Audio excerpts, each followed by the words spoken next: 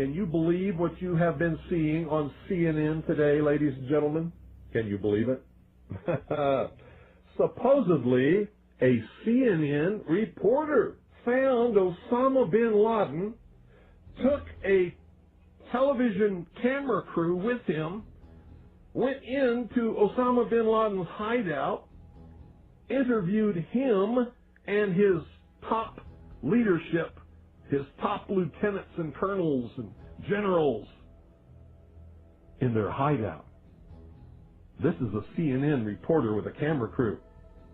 And he came out and told everybody, within 3 weeks, Osama bin Laden is going to attack the United States and Israel. Now, don't you think that's kind of strange, folks? You see, because the largest intelligence apparatus in the world, with the biggest budget in the history of the world, has been looking for Osama bin Laden for years and years and years, and can't find him. A reporter from CNN and his little camera crew got in to Osama bin Laden's secret hideout and conducted an interview. If you don't believe me, tune into CNN. They're probably running it right now as I'm speaking. And if you believe it, you are one of the stupidest jerks that ever lived on the face of this earth. And whatever is going to happen that they're going to blame on Osama bin Laden, don't you even believe it. When in hell are all you people going to wake up?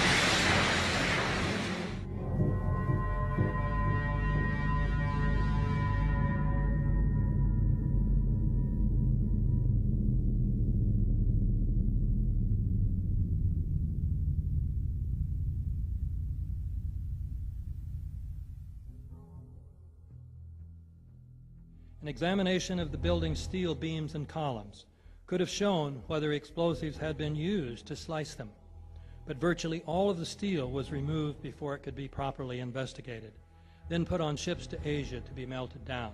It's important for us to not reveal how we collect information. That's what the enemy wants. And you have no evidence that the government's behind 9/11, and I frankly think it's an awful thing to allege, considering it's not true, and you haven't proved that it is. It's totally implausible. Like, we would report that if that were true. Because these guys own our government. They print our money, and they own not only the government, but they own you. You are their property. So, in other words, these guys print the money, they run the country, and they own you, and they own everything around it.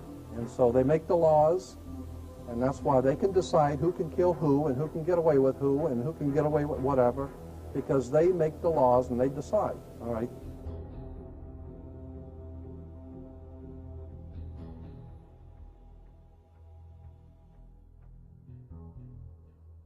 On that day, what did the president say to you? The president, in a very intimidating way, left us, me and my staff, with the clear indication that he wanted us to come back with the word that there was an Iraqi hand behind 9/11, because they had been planning to do something about Iraq from before the time they came into office. Did he ask about any other nations other than Iraq? No, not at all. It was Iraq, Saddam, find out, get back to me. And were his questions more about Iraq than about al-Qaeda? Absolutely.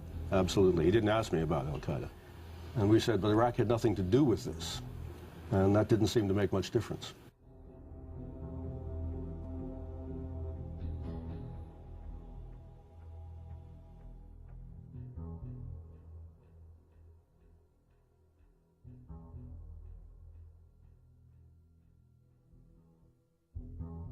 And we'll continue to work together to achieve peace. That's what we want. Freedom and peace. Look at the Council on Foreign Relations.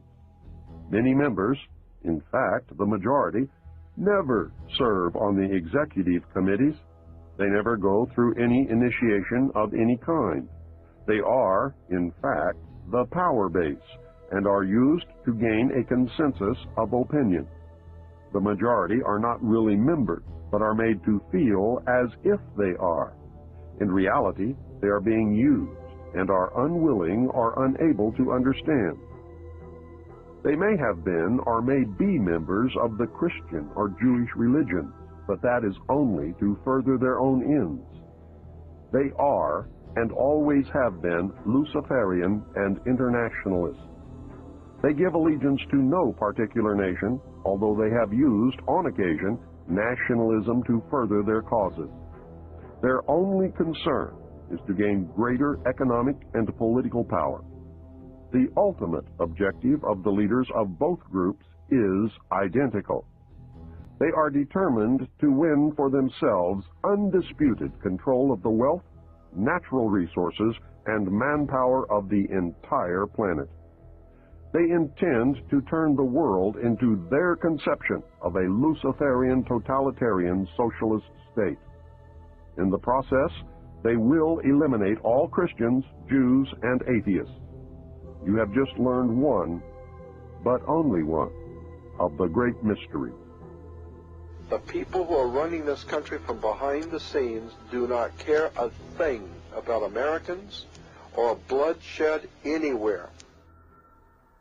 I think we're going to awaken one day to find out that we've all been too relaxed and entertained and watching television and being entertained with all the cares of life, never realizing what is going on in this country. In the secret, ladies and gentlemen, they are at least, very bare minimum, 50 to 100 years ahead, beyond what you can even imagine.